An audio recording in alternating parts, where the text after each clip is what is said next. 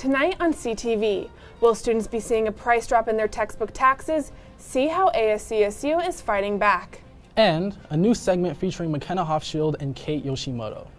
Finally, stick around for an in-depth report on financial aid and its impact on students across campus. All that and more on CTV, starting right now.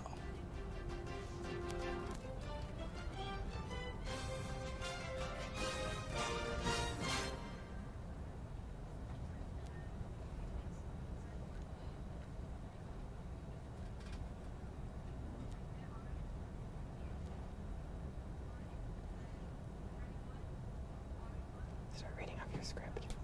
Read off your script.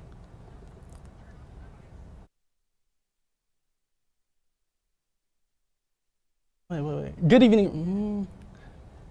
And I'm Chigoze Ozor. Thank you for joining us tonight. Breaking news, Fort Collins police discovered 3 deceased individuals inside a burning Volkswagen Jetta early this morning.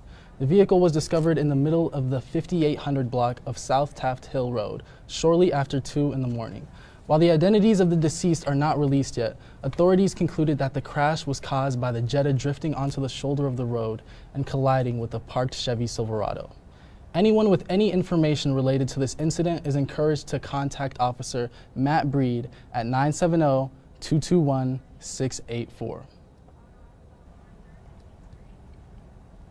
Last week, Fort Collins police were involved in a shooting where a man threatened a woman and 2 children with a handgun. The incident resulted in him being hospitalized and he now faces charges. The man, Colton Serio, was recognized as a wanted suspect for multiple felony charges, and when ordered to drop the handgun by police, Serio did not comply.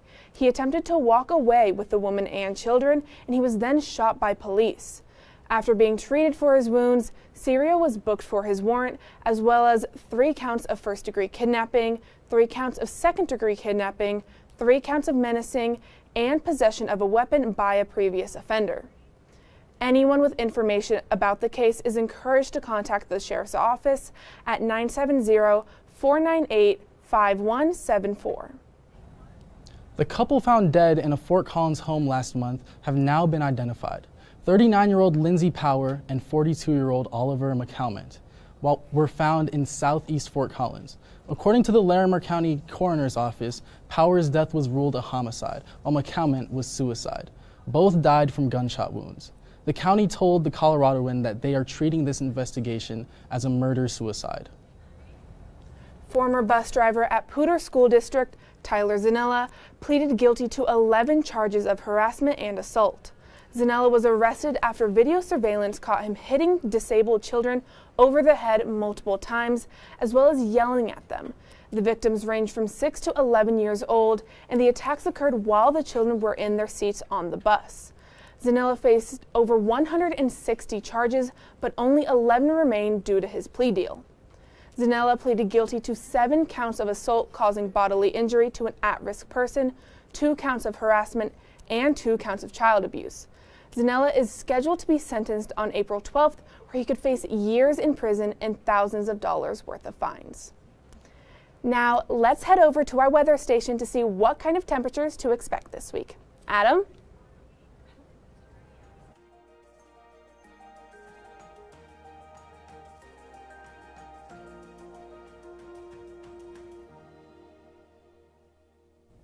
Thanks, Bailey. Again, my name's Adam Carlson. I'm here to give you your weather rundown for the week. And I gotta say, I haven't been around recently, and it's great to be back. But weather's been a little odd for winter. Right now, it's pretty cloudy out and 30 degrees, wind at 7 miles per hour, and relatively humid at 61. But I mean, today was pretty nice too. Started the day off with some morning fog, but then as the day continued, we got some more clear skies, some beautiful clouds going on, and just overall, a great day on campus, a little on the chillier side.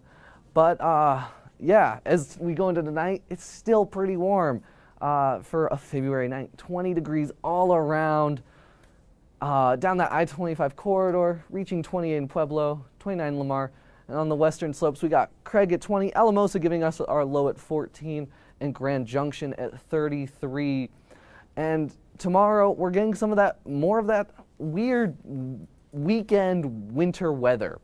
It's going to start snowing on us, maybe a few inches, who knows. 32's our high, though, and 15's the low. And it's going to be pretty humid at 74 degrees. But, you know, Valentine's Day may have come and passed, but things are still steamy and heating up in Fort Collins. Again, it's just oddly warm here. 43 on Saturday, and as the week goes on, things just keep heating up, reaching 62 on Tuesday. And it's a little cloudy on Wednesday, which, you know, that's something new, but still at 58. This is some crazy weather to just be experiencing, and I just think it's crazy, and I'd love for a nice, big snowy weekend, maybe a few snow days. But that's going to do it for me tonight. But don't go away just yet. ASCSU is working to make your textbooks less expensive. We will lay out all the details you need to know after the break. Living with someone you don't know on the other side of the wall is hard, especially if you don't know how to be a good roommate. The first thing that you'll want to do to be a good roommate is make sure that you always stay quiet.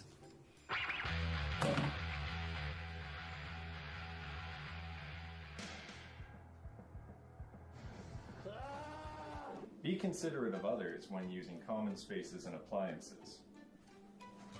Hey buddy, what you doing? I'm just gonna need like 40 minutes.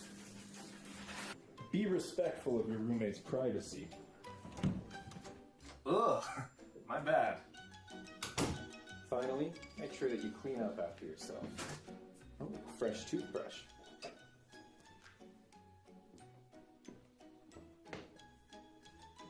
Have you seen my toothbrush? Follow these tips to get along with your roommates and your landlord.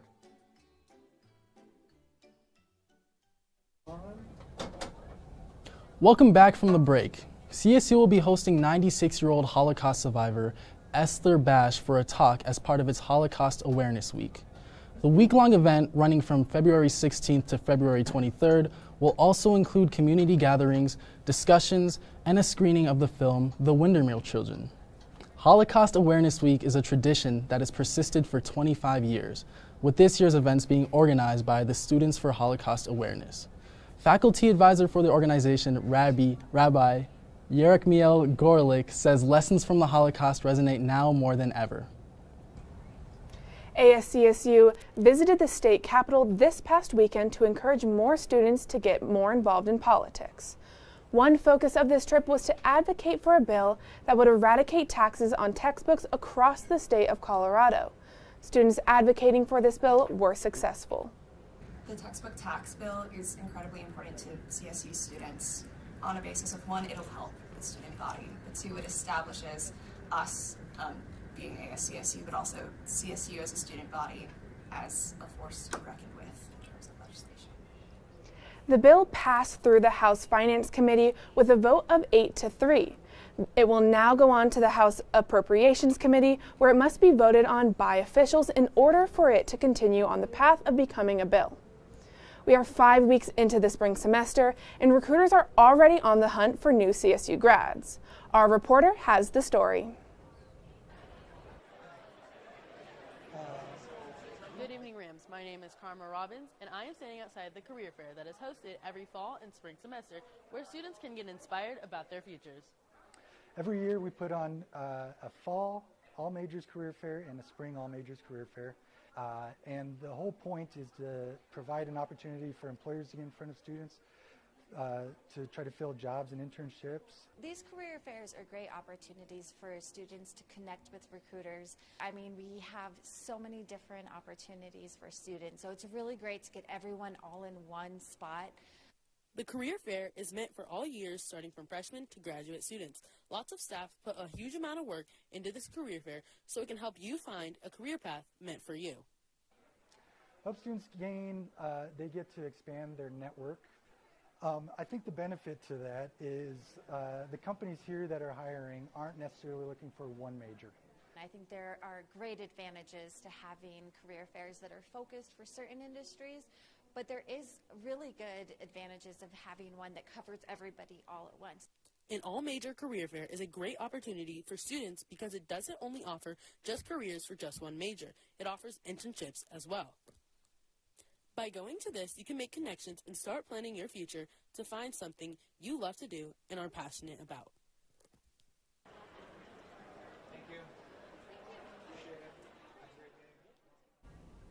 The Career Fair offers students the opportunity to get a jump start on their career path. These events are held every semester, so if anyone misses one, there are still more opportunities to attend. I was inspired when going to this event, even though I already knew exactly what I wanted to do one day. If you are struggling to find a career path, the Career Center is a great place to start. Located in the Laurie Student Center, you will find a career path that is just right for you. Back to you, Bailey. Thanks, Karma. 7 back-to-back wins. That's how many times CSU College of Business's online MBA program has placed first in Colorado. The U.S. News and World Report released their 2024 findings earlier this week, and the Rams landed in the 151st spot overall for top institutions in the country. CSU was also recognized for its service for veterans across the country. Reports from the beginning of the month indicate that numbers of canine respiratory illness are down in Colorado. Colorado State veterinary experts say cases have dropped from peak numbers reported last fall. While the specific number is unclear, almost 10 viruses or bacteria were known to cause the spike. The secondary pneumonia was reported the most. Luckily, CSU researchers are pleased to share that these numbers have dropped. However, they will continue to research the potential cause for these cases to ensure it doesn't happen again. After the break, sports anchor Ruby Kayser is back with a new segment, Mini Golfing with the Minis, that you don't want to miss. Don't go away. It takes less than 1 minute to find out if you may have prediabetes. You can do it here. But you probably won't. You're busy. Kids, work, show coming back in 48 seconds. So let's do this now. Hold up 1 finger if you're a man, women 0. 3 more fingers if you're over 60, 2 over 50, 1 over 40. If you're not sure, keep in mind you're sitting on a couch right now, so 1 more finger if you're not very active. 1 finger if yes, 0 if no. 1 yes, 0 no. Next, find the body type that looks most like you and hold up that many fingers while I look around awkwardly. And that's it. If you're holding up 5 fingers or more, you probably have prediabetes. Sorry to be so blunt, but hey, you're busy. Just go to the site.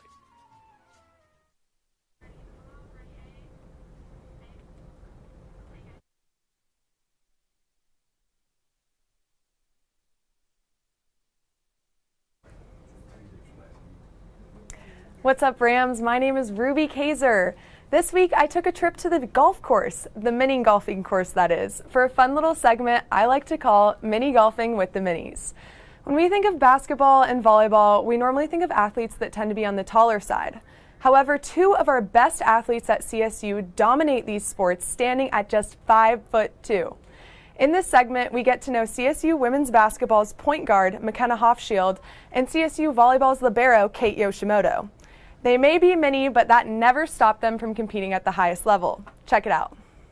I'm out here with Kate, the libero on the CSU women's volleyball team, and Kenna, the point guard on the women's basketball team. And we're going to do a little mini golfing with the minis today and learn about them.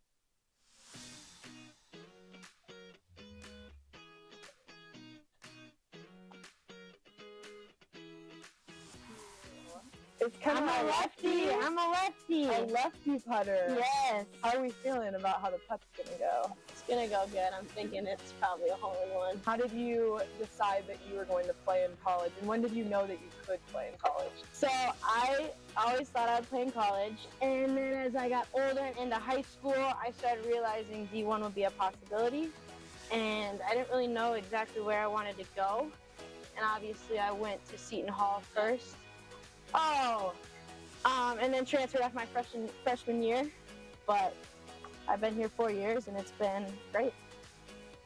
I am 5'2". 5'2". Too short for a libero. That wasn't very good.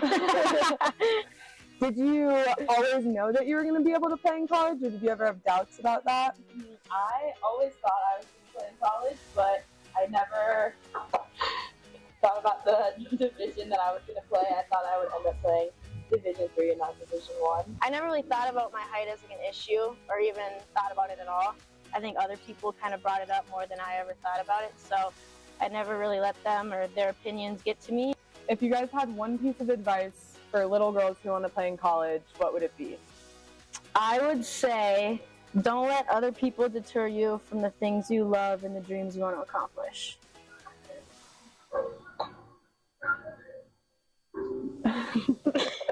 All right, we'll take it. I would say work hard no matter what, and don't let anyone tell you you can't achieve something because of how short you are, maybe what your background has been getting to that point. Hey, that might have been your best one. Kenna, you got the opportunity just last week, right? To play in front of a sellout Moby Arena. What was that like? That was like the coolest experience I've ever had. I think not only me, but everyone on the team is going to look back in years from now and think about that game and just how excited we were and how nervous we were to play in front of that many people. Hey, last year you got to play in front of a sold-out Moby Arena, and we took down the Buffs, rival Buffs. What was that feeling like coming out for that game? I think that game was such a once-in-a-lifetime experience for me to play in front of that big of a crowd and have so many fans there who are on our side and who want us to win and not cheering for the other team, which is what creates Moby magic. And I've just been so blessed to be able to play in front of that kind of crowd.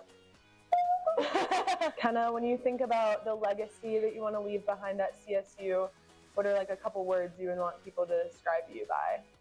I think the biggest one for me is winner. I want people to remember me and just the impact I made on the court, and just the impact I made on winning games, as well as being a good leader, a good teammate. I hope people remember me by kind of the way I empowered others on the court and inspired them off the court.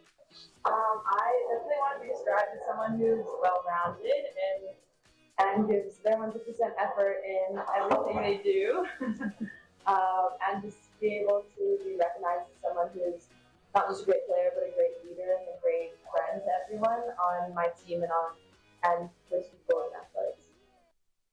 Yoshimoto just finished her third season with CSU volleyball, picking up a Mountain West Defensive Player of the Week honor and moving up to 9th in the record books for program season digs. Hofschild is in the heat of her 4th and final basketball season with the Rams. Just last week, she reached her 2,000 career point milestone. That is just one of the impressive accolades she has earned this season. Both of these girls are an inspiration on and off the court, proving that your height should never stand in the way of achieving your dreams. Up next, college can be expensive, both in and out of state students. Chief News anchor Kate Sherman takes a deep dive into financial aid at CSU after the break.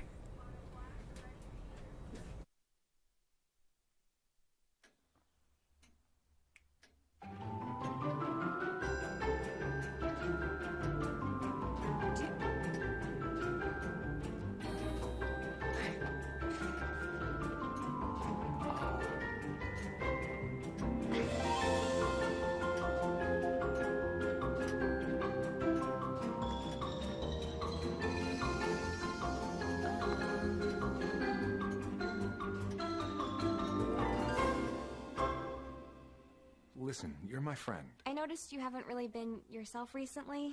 Yeah, I feel like something's up. How are you? Are you okay? Is there anything you want to talk about? I just want to know how you're feeling. And listen, even if you don't know what to say, I'm here to talk. No matter what you're going through, I just want you to know I'm here. I've got your back. When you want to talk, I'm here.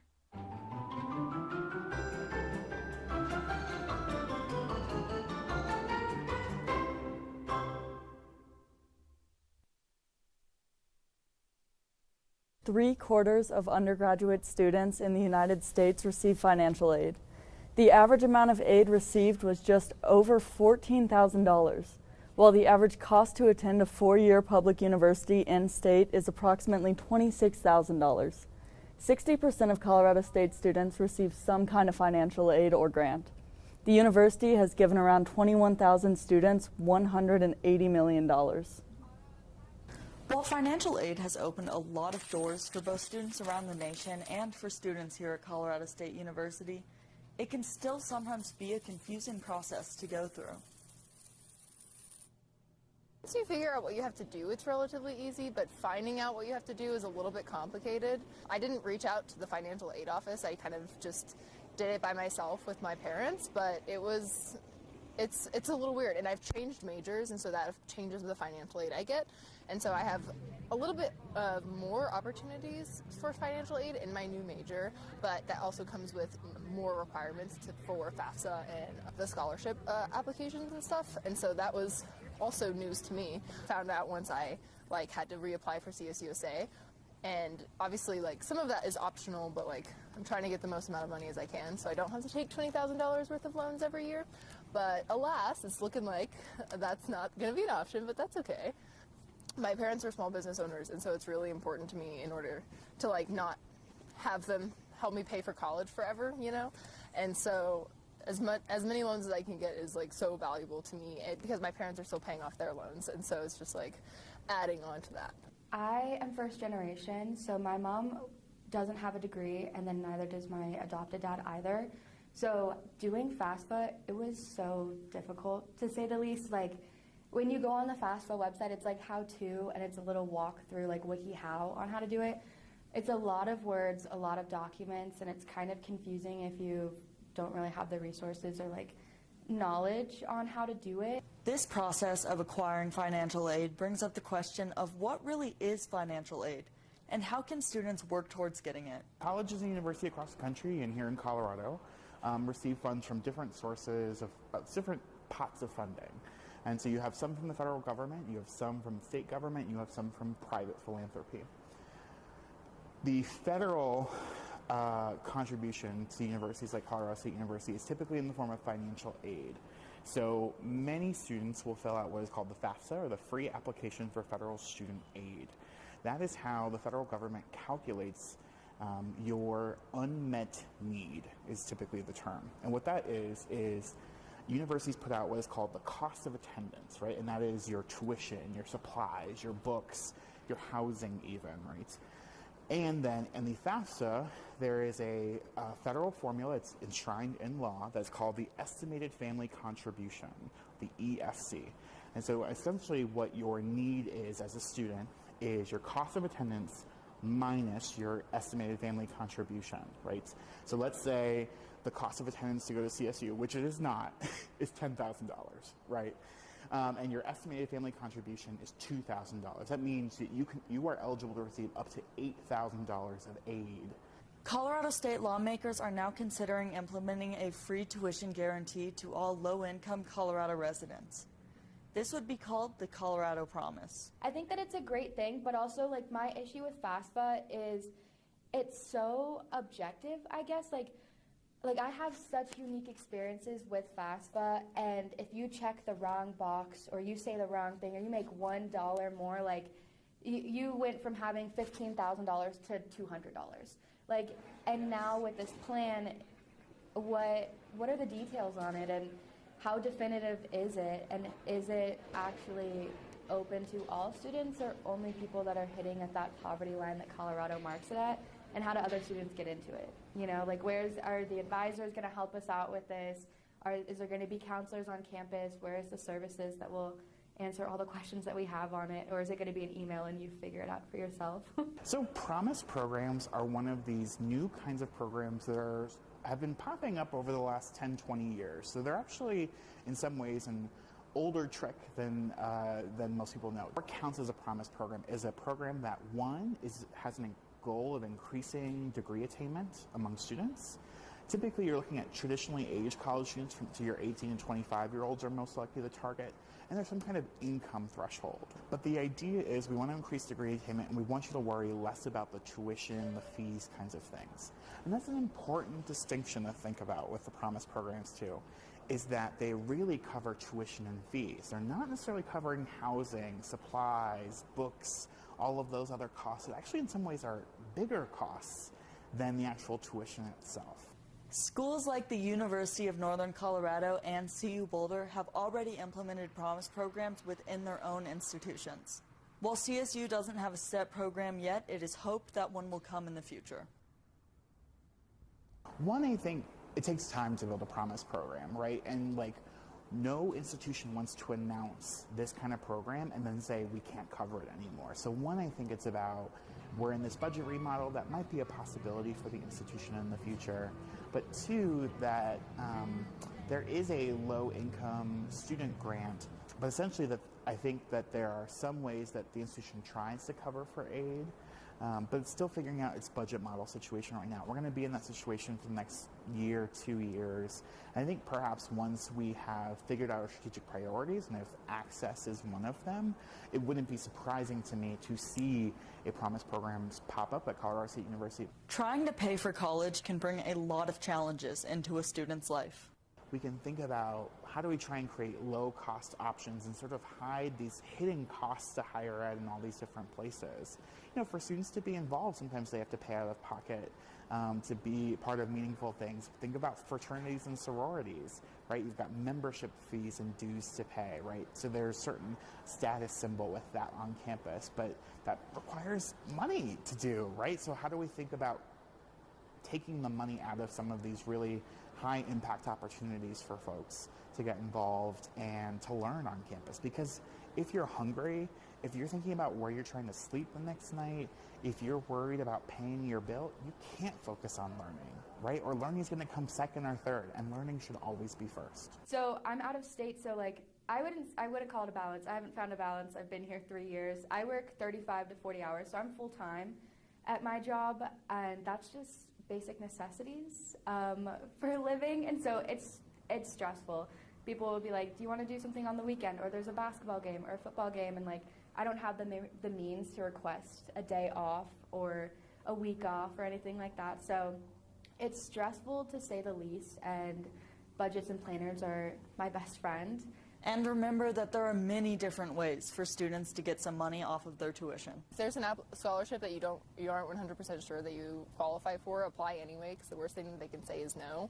And that's just like general life advice. Like the worst thing you can get is a no. So just look for money. Also there's a lot of outside organizations that you can like apply for, and sometimes it's a project, sometimes it's not. But you can get a lot of those little ones, and those really stack up and help. Ask around. That's going to be the biggest thing. If you're in high school, then ask your guidance counselors or your academic counselors, whatever you have. If they don't have the answers to that or the answers that you need or are looking for, send an email to your advisor at the college you're applying to. There's plenty of people that are willing to help out. It's just, who is it going to be? If you're looking for more information on Colorado State University's financial aid, you can go to their website at financialaid.coloradostate.edu. Or you can visit the financial aid office located on the first floor of Centennial Hall. The 2024 to 2025 free application for federal student aid, or the FAFSA, is now available for new and returning students and can be found at studentaid.gov. I am now here with my fellow reporter, Karma Robbins. So Karma, I've learned a lot about financial aid in the past week, but I definitely remember having to fill out that super long financial aid form. How about you? Oh yes, I still need to fill my FAFSA form out for next year, but I'm definitely not looking forward to it. How are you guys feeling about that process? I gotta tell you, I recently just filled out mine, and I'm happy to report that the process has gotten a lot shorter. As a freshman, I'm so glad to hear that, because I have 3 more years of filling that thing out. All right, that is all the news that we have for you tonight. Make sure to tune in next Tuesday for another edition of CTV Sports. Have a good night.